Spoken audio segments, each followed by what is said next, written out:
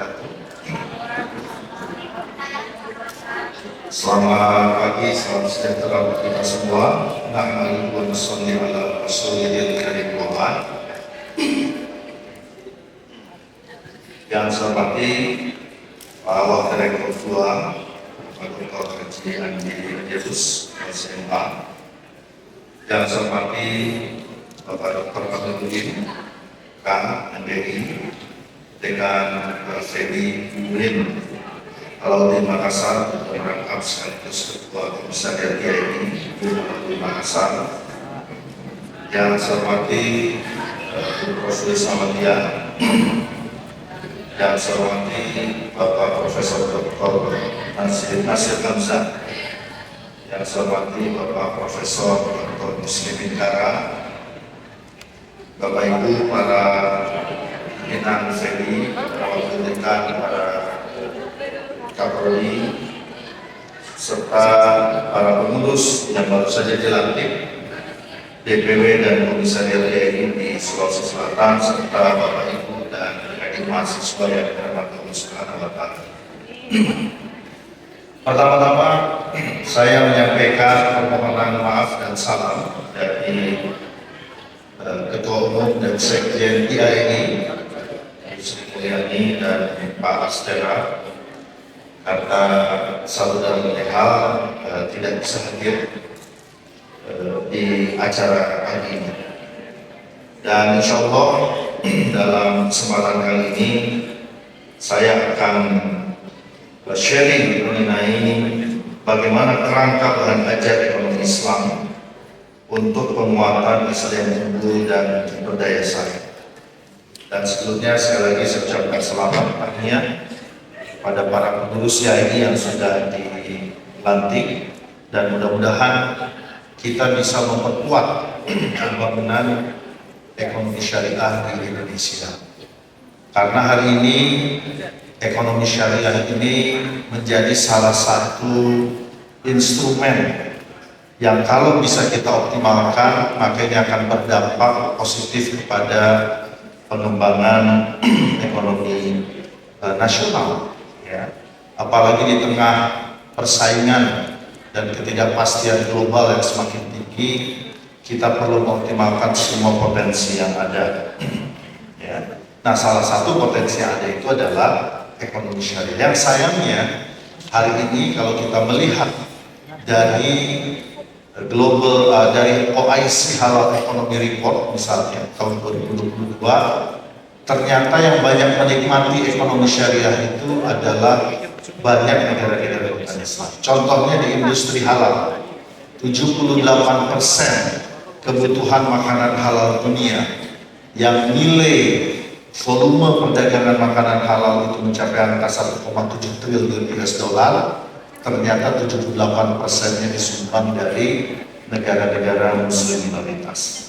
Nah, karena itulah dalam kesempatan yang berbahagia ini paling tidak ada 5 hal ya yang ingin saya diskusikan. Pertama, kaitannya dengan tantangan ekonomi global.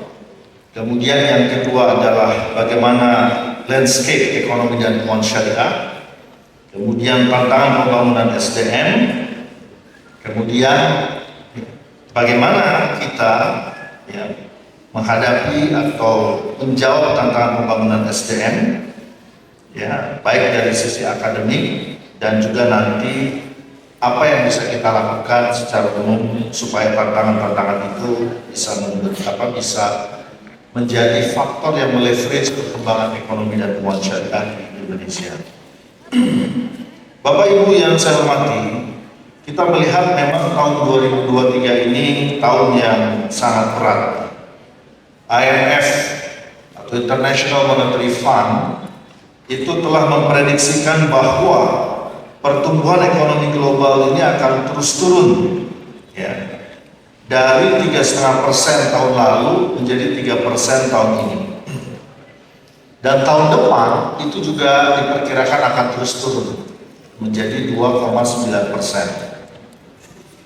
Bank Indonesia juga sama, ya, juga memproyeksikan pertumbuhan ekonomi tahun ini bahkan lebih rendah, Kalau proyeksinya IMF 3%, BI memproyeksikan 2,9%. Tahun depan 2,8%. Dan negara-negara maju juga sama, akan terus turun sampai dengan 1,4% di tahun depan.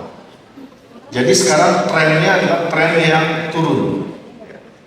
Dan ini diperparah dengan situasi ketegangan geopolitik antar berbagai negara. Belum usai konflik Rusia Ukraine, nah sekarang kita melihat antara Israel dan Palestina. Kita doakan saudara-saudara kita di Palestina ini bisa Allah selamatkan dan mereka bisa segera meraih kemerdekaannya. Amin. Jadi fenomena serangan Hamas ini persis seperti serangan umum 1 Maret, persis ketika Bung Tomo juga mengobarkan semangat jihad untuk melawan agresi militer pada tanggal 10 November. Sehingga dalam sejarah sekutu belum pernah mereka kehilangan 2 jenderal dalam waktu kurang dari 1 minggu. Itu dalam sejarahnya perang sekutu itu kehilangan jenderal itu luar biasa. Ini 2 jenderal mati dalam waktu kurang dari seminggu. Karena apa? Karena semangat lagi-lagi yang dikomandangkan oleh Bung Tomo. Nah, situasi ini tentu berdampak kepada kondisi harga minyak dan juga potential food crisis, potensi krisis pangan. Sehingga catatan dari Bloomberg Economics, harga minyak itu bisa melompat sampai $150 per barrel. Jadi itu sangat luar biasa. Dan pertumbuhan global bisa turun 1,7%, di mana ini adalah situasi yang bisa menciptakan resesi ekonomi dan economic loss, kerugian akibat resesi ini angkanya mencapai 1 triliun US dollar. Jadi kalau 15.000 $1, nah ini kira-kira 15.000 triliun. Kalau dibeli es cendol tenggelam di situ Makassar 15.000 triliun beli es cendol. Nah kemudian di sisi lain, meskipun inflasi alhamdulillah di kita relatif terkendali, sudah menunjukkan tanda-tanda penurunan, tapi inflasi Amerika itu masih tinggi 3,7%. Suka tidak suka memang Amerika ini masih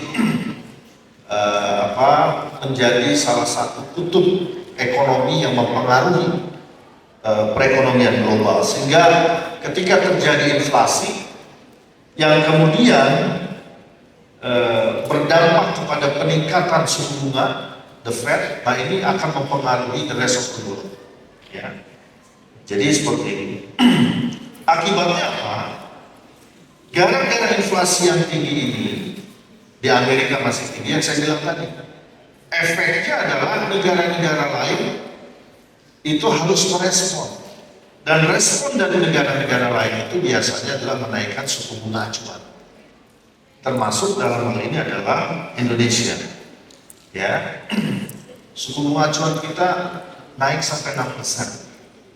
Ini boleh dikatakan tertinggi pasca pandemi COVID.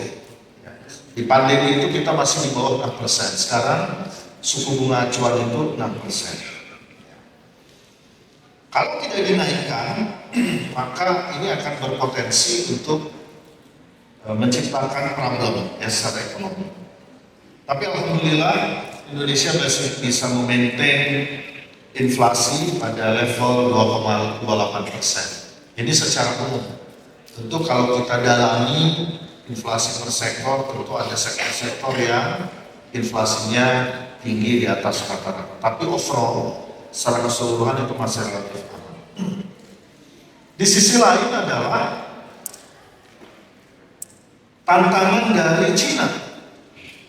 Cina ini dengan Amerika ini bersaing saling menyusul sekarang ini sebagai kutub terkuat perekonomian dunia. Dan salah satu problem terbesar di Cina itu adalah krisis properti. Jadi Bapak Ibu dan adik-adik mahasiswa kalau googling ghost town in China, kota hantu di Cina, itu akan melihat ada banyak pembangunan infrastruktur yang sedemikian dahsyat, tapi tidak ada orangnya. Karena apa? Karena masyarakatnya tidak punya daya beli. Coba aja di Google, ya, atau tanya ChatGPT, kenapa itu bisa terjadi? Ya. Itu seperti itu fenomena. Ya. Dan ini akan bisa mempengaruhi perekonomian global karena sektor properti di Cina kontribusi terhadap PDB-nya itu sepertiga. Jadi sepertiga PDB Cina itu kontribusinya dari apa? Dari properti. Dan sekarang mereka menghadapi tantangan itu. Kalau Indonesia gimana? Insya Allah Indonesia kuat ya. Itu udah biasa menghadapi krisis gitu ya. Bahkan aman lah, daya tahan orang Indonesia lebih kuat ya, insya Allah. Tapi ya kita, ini situasi global yang perlu kita lihat. Kemudian isu krusial yang lain adalah perubahan iklim. Perubahan iklim ini juga luar biasa. Jadi kenaikan 1 derajat ya itu bisa menimbulkan efek peningkatan kekeringan, ya, water supply akan terancam, kemudian ini akan menurunkan produktivitas pertanian, yang tentu nantinya ini ujungnya juga akan mengancam pada aspek krisis ketahanan pangan.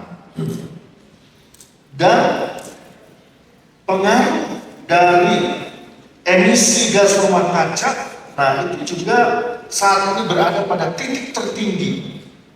Jadi udara ini kotor. Tapi tadi pagi habis subuh saya jalan sekitar hotel masih segar. Ya. Udaranya masih bau ikan. Karena tadi malam makan ikan enak sekali nih. Traktir Pak Wadek ya. Luar biasa. Ikan atau ikan? Ikan ya. Ikan bakar. Pakai sambal. Pedesnya masih kerasa sampai sekarang ya. Luar biasa. Jadi begitu, ini pemanasan ini udah pada puncak tertinggi sepanjang masa, sepanjang sejarah. Jadi kalau melihat keanehan-keanehan, ya wajar. Dan apa akibatnya? Studi menunjukkan kenaikan iklim, kenaikan suhu ini di 135 negara ternyata menghilangkan 4% output ekonomi tahunan global pada tahun 2050. Makanya sekarang dikembangkan bursa karbon trading. Jadi perusahaan-perusahaan ya kalau dia memproduksi gas rumah kaca lebih besar, dia itu ada jatah maksimal karbon yang biasa dihasilkan. Jadi kalau dia misalnya karbonnya jatahnya 100, produksinya 150, dia harus beli dan sebanyak 50 dari perusahaan yang bisa mengurangi emisi rumah kaca, yang bisa mengurangi karbonnya. Jadi kalau perusahaan saya tadinya jatahnya 100, tapi karena saya komitmen lingkungan 50 dihasilkan, saya punya surplus 50. 50-nya ini itu bisa dijual kepada perusahaan yang, nah ini bursa karbon kira-kira begitu. Nanti silahkan dikaji dari sisi fikih, karbon itu ada boror atau enggak gitu ya. Karena sekarang kan teknik perhitungannya ada. Kami di IPB sudah mengembangkan cara menghitung karbon, memvaluasi. Nah sehingga kalau dia menjadi objek, nah itu bisa diginikan. Jadi begitu ya, 4% PDB hilang. Jadi kalau PDB kita 18.000 triliun, kita nggak bisa mengatasi masalah emisi rumah kaca, maka di 2050 hitung saja 4% dari 18.000 triliun itu akan hilang, dan itu jumlahnya sangat banyak, ya sangat banyak. Baik Bapak Ibu dan Hadirin saya hormati, tentu yang berikutnya yang menjadi sangat penting adalah bahwa SDM ini menjadi sangat penting. Di sini peran ini menjadi penting. Ya. Kenapa? Karena ini yang menarik. Seperti yang saya katakan tadi di awal. Meskipun global projection terkait dengan pertumbuhan ekonomi itu trennya turun, tapi perkembangan ekonomi syariah ini malah menunjukkan tren sebaliknya, trennya naik. Makanya sekarang semua negara berlomba-lomba untuk menguasai ekonomi dan keuangan syariah. Misalnya nilai aset Islamic Finance, ya, itu akan naik dari 3,6 triliun US dollar di tahun 2021 jadi hampir 5 triliun dolar di tahun 2025. Itu luar biasa, lompatannya luar biasa. Dan bagaimana kondisi indikator ekonomi Islam global? Alhamdulillah Indonesia juga berada pada posisi keempat ya. Peringkat kita terus naik, tapi sekali lagi kita jangan terbuai dengan peringkat ini karena faktanya kue terbesarnya masih dikuasai oleh negara-negara bukan Islam.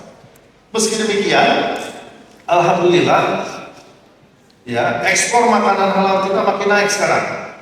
Ya, ekspor makanan halal ke negara-negara ini naik 16%. Makanya sertifikasi halal dan Sulawesi Selatan ini kebetulan kemarin kan gubernurnya dapat penghargaan Adinata Syariah bulan Mei kemarin, diserahkan langsung oleh Wapres. Dan salah satu yang dimenangkan oleh gubernur Sulawesi Selatan ini zona khas kuliner halal, aman dan sehat di dekat Masjid Kubah. Ya, di situ ada 36 tenan, sangat instagramable. Tapi pas saya datang pas hujan, jadi nggak banyak makanan waktu itu. Ya, makannya tetap di palu basah, makan tetap ikan gitu ya. Nah, tapi artinya itu menjadi sesuatu yang sangat menarik. Ya, tinggal nanti dari sisi supply chain ya, produksinya, nah ini kita harus terus dorong karena peluangnya masih sangat besar. Ya, peluangnya sangat besar. Kita juga punya peluang ya, selain meningkatkan ekspor juga mensubsidi impor. Ya, sudah saatnya kita kurangi ya produk impor, dan juga kita punya peluang untuk pengembangan investasi asing. Ya, nah, jadi kira-kira begitu. Dan untuk industri halal ini sekali lagi peluangnya besar, tapi sekali lagi Indonesia ini belum memanfaatkan dengan optimal. Dari 10 besar produsen, Indonesia ini masuk 10 besar di industri makanan. Kita nomor 9. Ya, nomor satunya itu adalah India, Brazil. Ya, India walaupun kaum ekstremisnya menyiksa umat Islam, giliran jual makanan halalnya nomor 1. Ya, Brazil itu juga produsen halal, ya, daging halal, daging ayam terbesar itu dari Brazil. Itu rahasia kenapa Brazil bisa juara Piala Dunia sampai 5 kali. Ya, itu kalian disebabkan oleh ayam halal. Karena ayam halal ekonominya maju, karena ekonominya naik, sepak bolanya maju. Jadi luar biasa. Mudah-mudahan Indonesia juara Piala Dunia U17. Ya. Insya Allah pembukaan tanggal 10 November Indonesia lawan Ekuador jam 7 malam. Saya hafal karena mau nonton langsung di Surabaya. Ya. Kalau gagal usia 17 kita buat usia 15. Kalau gagal usia 13, terus saja kita majukan ya sampai kita juara. 9 juga nggak apa-apa ya. Nah, jadi begitu, ini pertumbuhan yang luar biasa. Dan kita juga alhamdulillah ya, dari sisi inovasi, alhamdulillah kita lumayan dianggap inovatif. Karena banyak keterbatasan maka jadi kreatif dan inovatif. Ya, kita diakui dari sisi misalnya instrumen sukuk. Nah, sukuk green retail sukuk. Nah, itu juga inovasi kita yang diakui. Kemudian CWLS, cash wakaf link sukuk yang kemarin dapat penghargaan dari Islamic Development Bank. Ya, itu juga ini. Nah, saya mengajak ini ya kepada IAIN, UIN dan semua yang hadir di sini ya, mari kita dorong pengembangan cash wakaf link sukuk. Nah, alhamdulillah IPB udah ngasih contoh. Nah, kami sudah invest ya, dana wakaf 250 miliar di instrumen CWLS. Saya yakin UIN dan semuanya akan bisa. Jadi kita ikut dorong pengembangan CWLS. Nah, ini contoh bagaimana inovasi itu sudah berjalan ya di Indonesia. Demikian pula yang lainnya ya. Jadi produk-produk sekarang juga berkembang. Sukuk link wakaf. Kalau ini kan CWLS cash wakaf link sukuk. Apa bedanya cash wakaf link sukuk dengan sukuk link wakaf? Bedanya kalau cash wakaf link sukuk ya dananya dana cash wakaf, diinvestasikannya di instrumen sukuk. Underlying projectnya bisa macam-macam, project negara. Tapi kalau sukuk link wakaf, dananya dana komersial sukuk, tetapi diinvestasikan pada project wakaf. Ada nggak contohnya? Indonesia alhamdulillah ngasih contoh. Ya, saya beberapa kali ya mulai dari conference WZRF di Leeds tahun lalu, kemarin di Malaysia bulan Juli juga saya diminta Securities Commission ya, otoritas pasar modalnya Malaysia, untuk mereka mau mempelajari sukuk link wakaf. Indonesia sudah ngasih contoh. Kita melalui instrumen namanya SCF, Securities Crowdfunding Syariah. Jadi nazir-nazir wakaf, sudah ada 3 nazir wakaf ingin mengembangkan proyek wakaf, tapi nggak ada duitnya. Ya, datang ke bank nggak bisa, ini jaminannya nggak bisa, aset wakaf dijaminkan. Akhirnya apa? Dia datang masuk ke platform Securities Crowdfunding, yang Securities Crowdfunding sendiri aturan OJK-nya baru muncul tahun 2020. Alhamdulillah kita sudah ngasih contoh. Ya, ini panasnya di Batam, perlu 5 miliar, masuk ke platform salah satu penyelenggara SCF, dapat dana, alhamdulillah bisa jalan.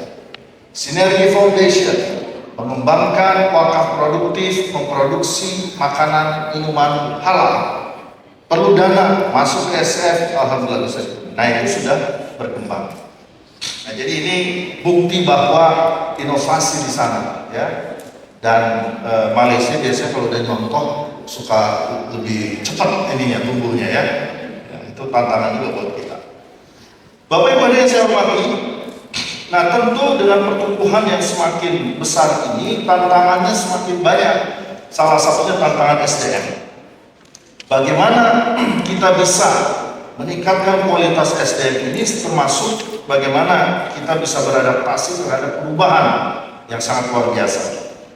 Ada beberapa tantangan. Yang pertama tentu dari sisi teknologi informasi, ya, AI, blockchain, big data, IoT, Internet of Things, robotik. Nah, itu sekarang sudah jadi challenge, ya. Jadi udah luar biasa. Sekarang ini kita harus berdamai dan memanfaatkan teknologi, ya.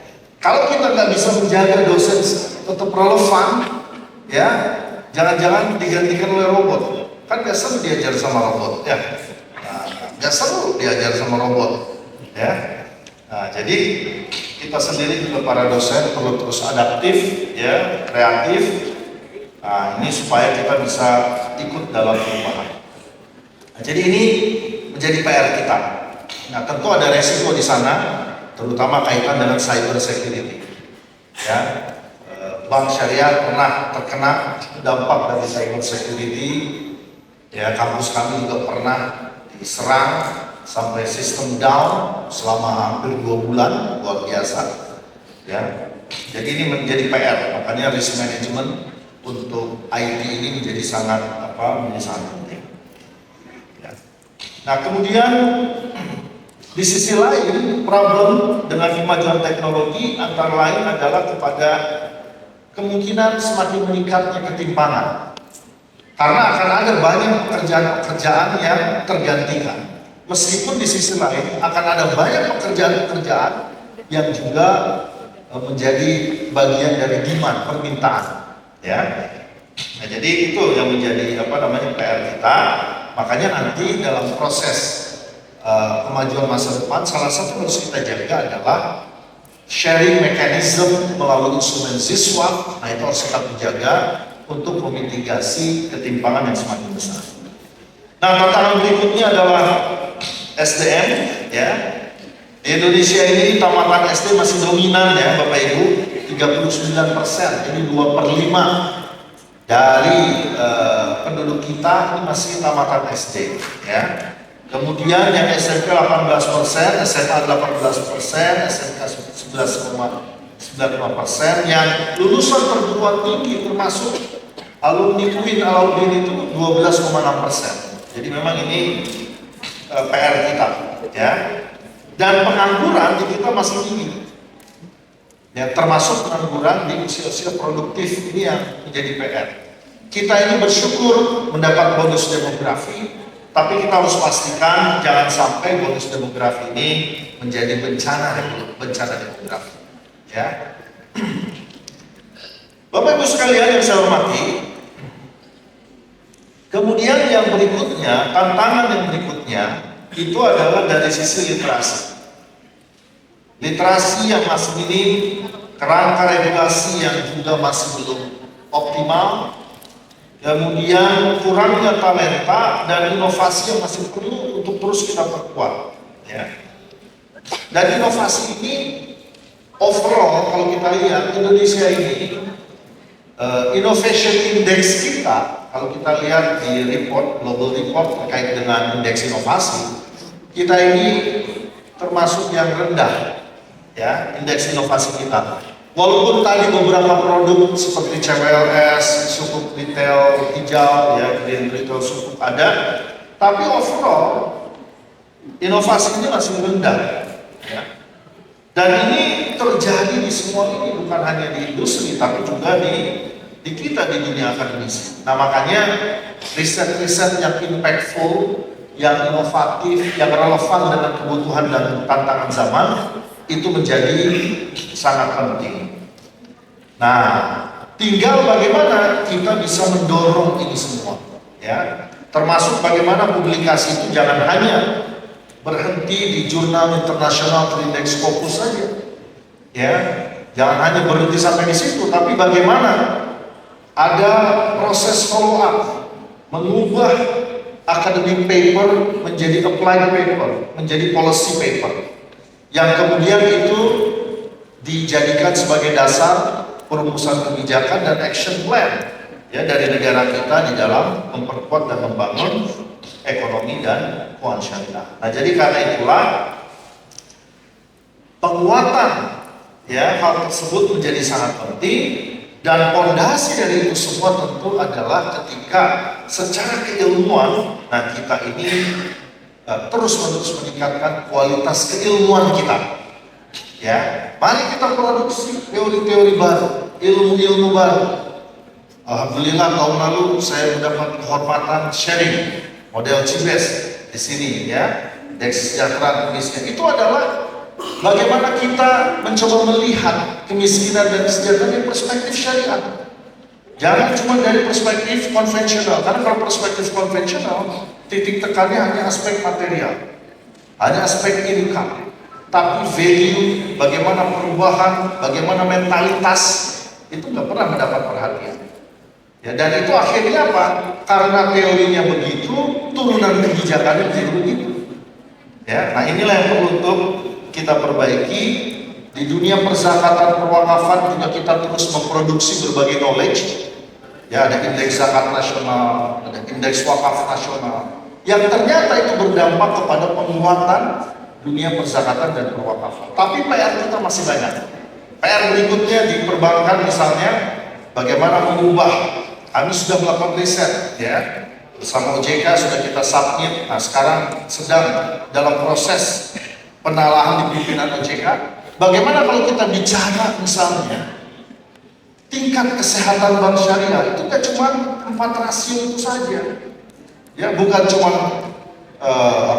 rentabilitas, profitabilitas, bukan hanya begitu aja, ya, tapi beyond financial ratio apa? Social function.